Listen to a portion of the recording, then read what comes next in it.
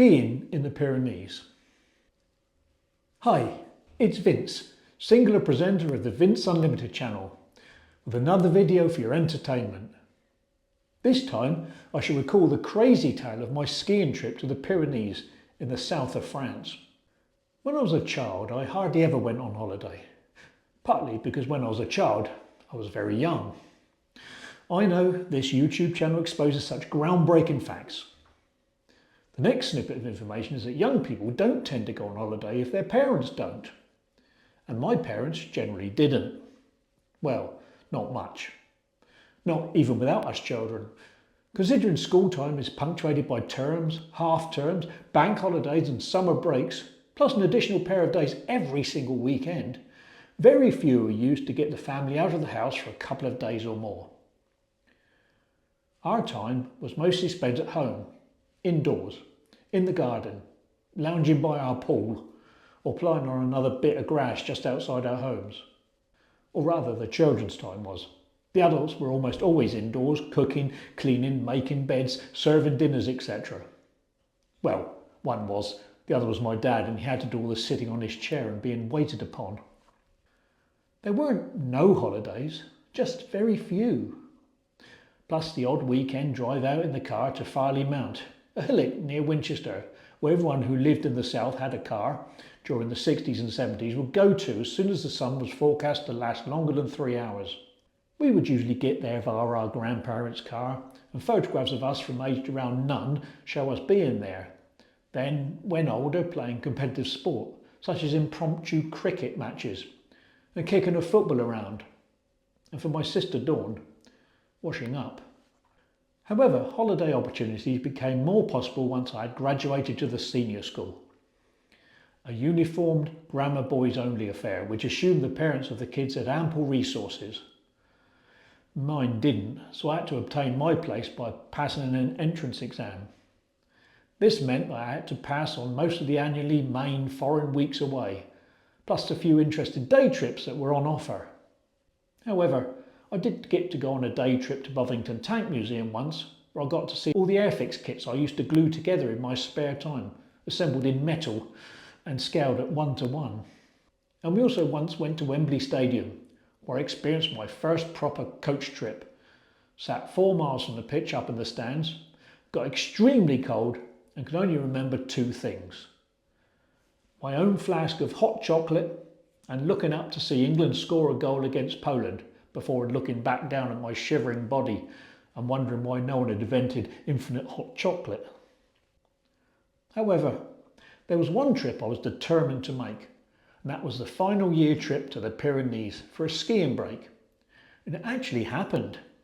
Mum and Dad kindly, or rather reluctantly after a pleading session, agreed to finance it, and I joined the small group of boys in the 1977 holiday group that year.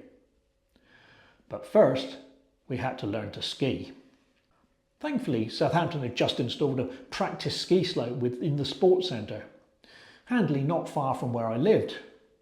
And more importantly, the school arranged time off for some lessons and a bus to get us there. The ski slope was spread across the side of a not particularly high natural hillside and dropped the most at the top, with a gentle stage in the middle, interspersed with a few moguls, and a very short run-off point at the bottom. On the right-hand side was a hand-pulled ski lift mechanism.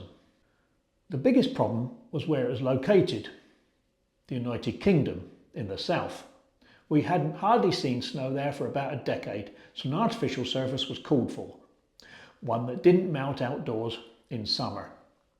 And they chose a diamond pattern of inch-high, skin-scraping, toothbrush-like white pointy plastic shards, all entwined around a heavy wire frame, creating a pattern of foot-sized trip hazards that could twist a lower limb in a matter of milliseconds.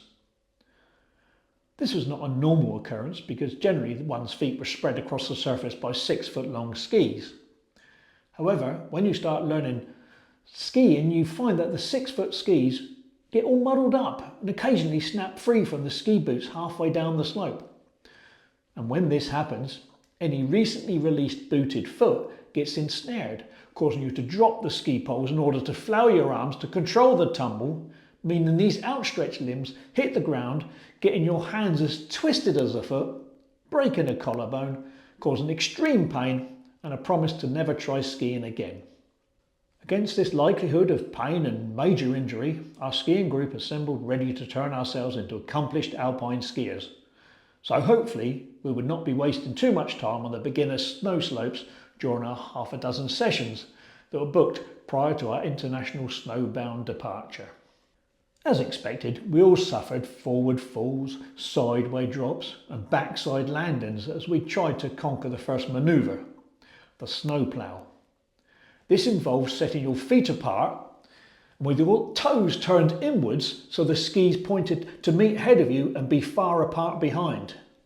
This controlled any descent to a manageable speed by altering the various foot, angle, leg, hip and body angles along with specific trajectories.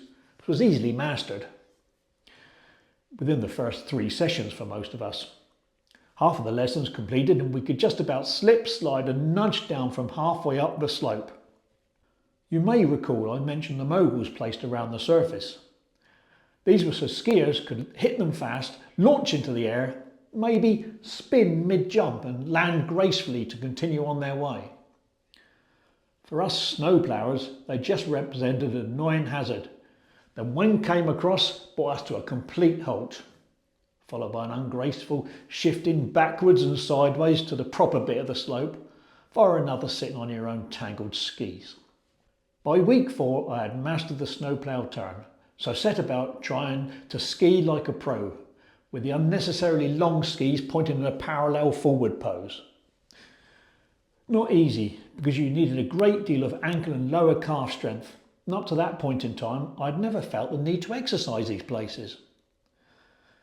When the skis eventually straightened off, you went sideways across the hill, because if you went straight down, you would likely hit a mogul, several other amateur skiers, the ski instructor, and overshoot the stupidly short runoff area, which incorporated an edge lip to stop this happening. Or as so often happened, launched about 30% of the out of control skiers straight over the bottom fence to drop 20 feet onto the grass bank below.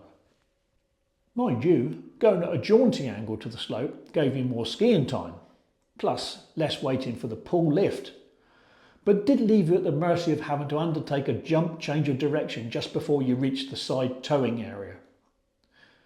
This criss-crossing back and forth the slope was considered adequate preparation for the soon-to-come mountain work. And by the end of week 6, I had just about achieved one criss.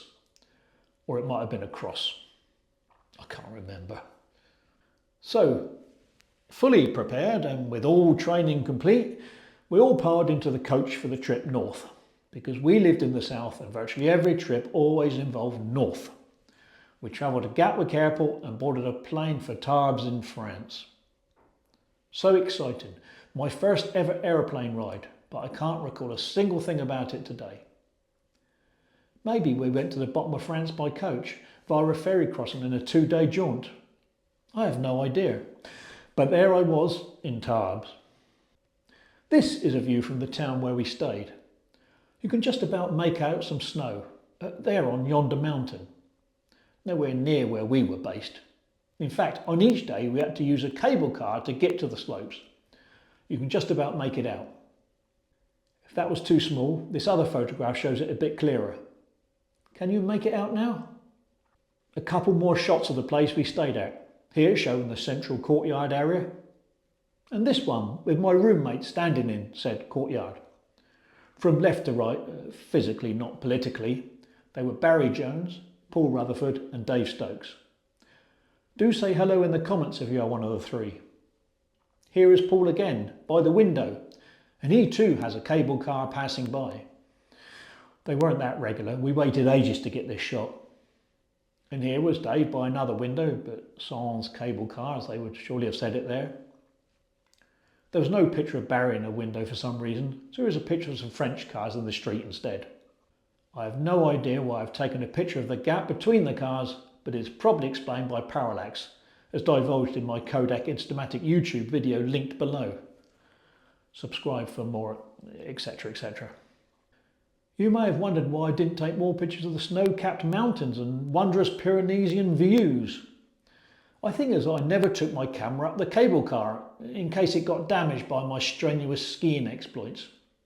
So have a picture of a Ferrari Dino in 70s brown with the classic yellow French headlights to compensate. Yes, skiing, that's why we were there. That's why we took a plane stroke coach all the way there. That's why we are undertaking a grueling schedule of ski lessons on a surface designed to maim. So off we went for the first morning stint to the cable car starting station, where we first had to sort out our ski hire kit. Yes, and there was you thinking we all had pre-purchased skis and clothing. Nothing of the sort. We had mostly arrived in school trousers, a warm jumper and the school blazer and scarf. No skis, no ski poles, no ski boots, no coats, no gloves, no hats, no ski goggles, no idea. The first morning trip was so delayed by the dozen or so ill-equipped teenagers squabbling over gear allocation, hire arrangements, that it wasn't until past midday that the cable car was commandeered to deliver us all to a white surface, and boy, was it cold. Who would have thought, what with that icy surface underfoot? But in fairness, it was quite sunny in the clear sky above, which was to play a big part in the story later on. We couldn't even get skiing to warm ourselves up because of all the herding of cats that the key instructor had to do, along with finding a suitable one that could communicate to us in English. A pretty French girl was found, who I could hardly speak to because she spoke with such a sensual French accent, which, as I think I previously mentioned, was pretty and primarily because she was a girl.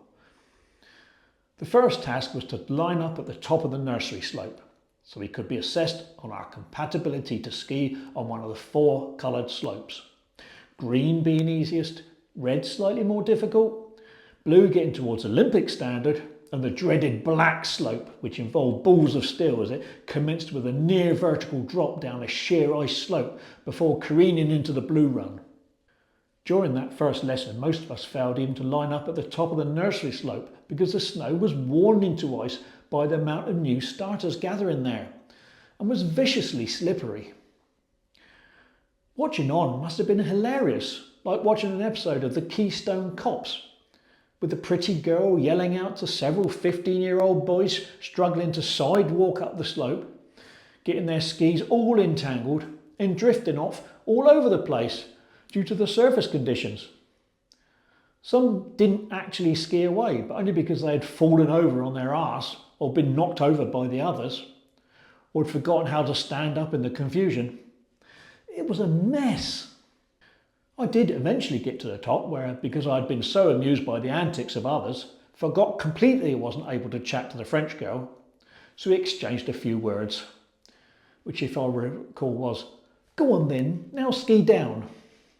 Did I mention she was pretty? So that was day 1, and day 2 was more of the same. Confusion at the hire shop, followed by a cable car trip to the nursery slope, with only 1 or 2 quick learners being released to the tow line off to try the green run, with the rest of us still not proven we were competent enough to graduate off the nursery slope. They had been the pretty French girl and the senior instructor had to take over. He certainly wasn't pretty, didn't speak in a sensuous manner, was much more gruff, seemingly annoyed that we were still useless, and mumbling about having more important things to do, like rescue people who'd gone off-piste and arrange first aid for those who had unadvisedly attempted black runs. It was so frustrating, but slow progress was being made. By the 3rd day, I'd managed to persuade his gruffness that I was safely able to do a proper run, and so I made my way to the green run. But sadly, I was feeling a bit queasy going up the chairlift. I got off at Station Green, edged my way towards the slope, and found that gliding on the compacted snow was so much easier than the icy slope of the nursery. So much so, I skied down quite competently, using the snow plough position to great effect when slowing for big turns and jumping energetically through near 180 degrees when my parallel skiing demanded it. I was a natural. I would go on to become an instructor, leap giant moguls and eat melted cheese every evening with that pretty French girl, who would obviously marry. Sadly, 2 things changed all that. It was so late in the day I wasn't able to do another run because the chairlift had stopped for the evening, and I wasn't about to climb half a mountain in the fading light just for a replay. Plus, the queasiness was coming full on. I felt sick so badly I had to see the nurse that evening, who wasn't sensual pretty at all. She took one look at me and asked, "Have you seen yourself in the mirror?" I hadn't, so stared at my reflection in her mirror, and staring back at me was quite a sight. Even worse than it usually was. Apart from an obviously ski goggles shaped area around my eyes, my skin was a bright tomato red, which extended down my neck and had caused a bit of a swelling. What had I caught? What dreaded French disease had I picked up from their horse meat and frog's legs diet? Would I die from this bloating disease, buried on a French mountainside with a bright red bulging head, mourned only by a pretty French girl who had reluctantly married a gruff senior instructor, and with none of my family members attendant because they never travelled anywhere? "You're badly sunburnt," said the really quite plain nurse. "Sunburnt?" I explained. "I'm on a skiing trip, high in the Pyrenees. How can I be badly sunburnt?" She quite quietly explained that it was due to my natural light complexion. "Okay, just spit it out and call me a ginger, why don't you, with your boring mousy hair colour?" Plus, she continued, the fact that the sun had been blazing away all week with me in a cold environment, not realising this, coupled with the highly reflective nature of snow, effectively getting sunlight to parts not normally exposed, i.e. the underside of the chin, and mainly for me not using sun cream. Not using sun cream during a winter weather sport? I was furious, particularly when she banned me from the next day's skiing to give me a chance to recover, the mousy-haired rotten harridan. Or it might have been a male doctor, I can't recall. So day 4 of the 5 skiing days was spent moping around the hostel, only reuniting with confident skiing friends returning that evening with tales of green, red and even blue runs undertaken that day, with even a few boasting of an attempt to conquer the elusive black run the next day. By which time my face had turned green with envy, but only where the goggles had been, because the rest was still a bit red, and now starting to peel. Skiing day 5 turned up, and I had persuaded the nurse stroke doctor person that it would be unfair to prevent me from skiing. I'd had the chance of just one real go on snow, and I felt I was being unduly punished. I didn't say that I also still felt queasy, hoping that would pass. My Oscar-winning whinging worked, and I was back in the kit cabin scurrying to gather the hard gear and proceed to the white stuff via cable car. When we arrived, I charged over to the chairlift which I shared with one of my buddies. Not sure who now. I think it was Dave, who is now furiously commenting below with a formal denial. We trundled up the chairlift, safely secured by the rail they used to pin you to the seat towards the landing point for the green run, passing all the places I had skied 2 days before when I turned to my mate and announced, "I'm staying on." He expressed surprise. As he had already been down the next run, he stayed on as well. We dutifully trundled on, looking over to the red run. He explained it was hardly any more difficult than the green one. So I suggested we go on further, meaning the 2 of us ventured into the unknown, passing the set down point and further up the mountainside. It was getting quite exciting. We were heading for the blue run drop-off point, and we were seeing stunning fir trees interspersed around the edges of a marked out wide ski area. It was all quite beautiful, and importantly, no more slopey than the other runs. This put thoughts in our minds, and I asked, "Why get off the chairlift? It's the time-consuming bit. The higher we climb, the more time we have to ski down. Should we just stay on to the end? Should we go black?" As we approached the blue step-off platform, we made a rash decision to stay on. After all, we could see ahead that the next bit was much the same again. These runs were obviously only colour-coded to stagger the crowd, to build tension. Plus, if it got a bit hairy looking, we could always come back down the other way, still on the chairlift. Others seem to have been doing this, such as family members who were not equipped for skiing, so surely just taking a ride to see their friends in action. Additionally, the chairlift was not a massive high riding affair. It closely tracked the course of the slopes, being no more than 10 or so feet above the ground, oftentimes much closer, so we could always bail out any time by dropping off the chairlift to miss the dreaded ice ramp at the beginning of the black run. We decided to definitely go black.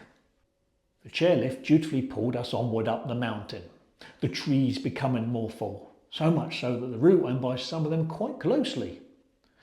The slope continued to look doable, but a few ragged rocks poked out in places to add to the drama. Eventually we neared the top and could see the icy top slope for the first time. It looked as shiny as a nursery slope with extreme verticality, and the few skiers chancing it were swooping down at very high speeds, seemingly out of control. This didn't look doable at all, and we decided plan B was immediately needed.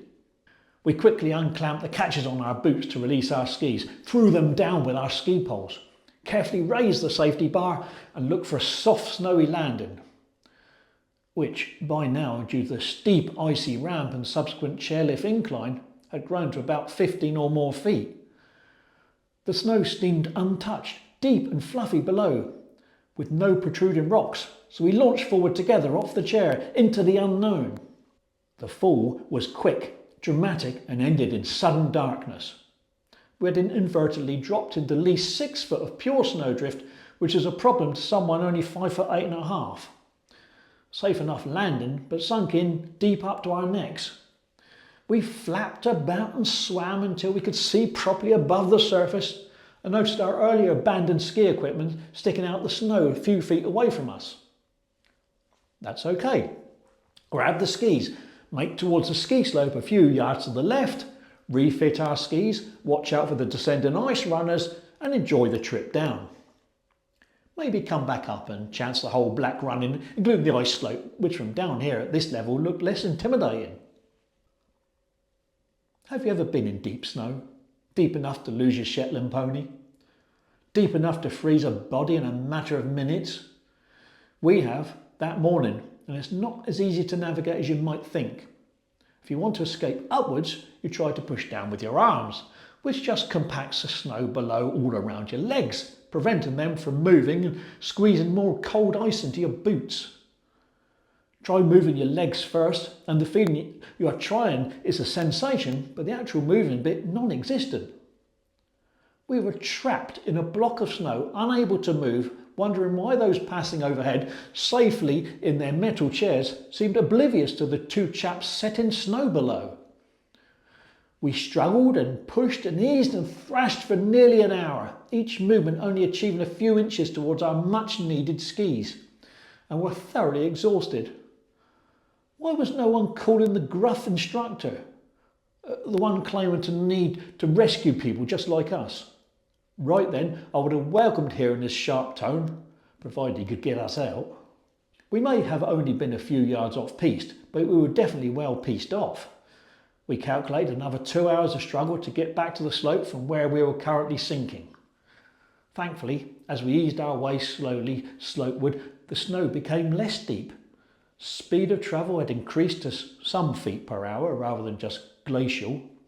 We started to feel solid ground beneath us. Eventually, more than 50% of ourselves were above the snow line. It had taken time, taken our breath away, and taken the most of the time estimated. But we had found ourselves sat at the edge of the ski slope, finally latching our skis back on. Setting off to do 99% of a black run when tired and exhausted when you have only previously done a single green run was a bit intimidating, but it was one hell of a ride back. The advantage was the comparative lack of other people to crash into that high up, and the wide open slopes we had to crisscross down. Our spirits picked up and we sailed down with a free spirit, learning to ski properly for the first time in our lives. Fast, steep slopes merged into tight corners. Natural, slowy moguls were taken slowly for fun, but with caution as rocks jutted out in various places, so we had to keep the concentration. All around illuminated by a bright sun and a cloudless, fresh blue sky with amazing fir trees lining the routes. We went on and on, even straight over unplannable horizon points where it looked like you were about to fly off the edge of the world. But we trusted the marked course and took these in our stride. We eventually passed those joining the top of the blue run.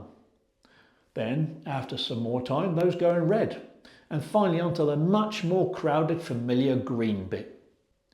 We came to a halt close by to the icy nursery slope, where I saw the pretty French girl again, trying to control another mass of unruly learners who were falling all over the place. I waved to her. She didn't notice, but I lost my balance and fell flat back on my arse. That damned slippery nursery slope. The most difficult part to muster on that whole mountain. They should have started learners on the black run. About 100 yards from the top, where there are a couple of suspiciously human-shaped forms of disturbance leading into the woods, right under the chairlift. I had skied in the Pyrenees, but it was too late to catch the chairlift back up again.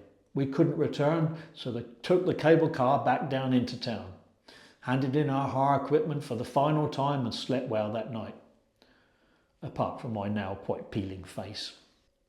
Since then, despite decades of opportunity later, I've never again skied. Work commitments and life generally got in the way, and I am now starting to pass the point of no return.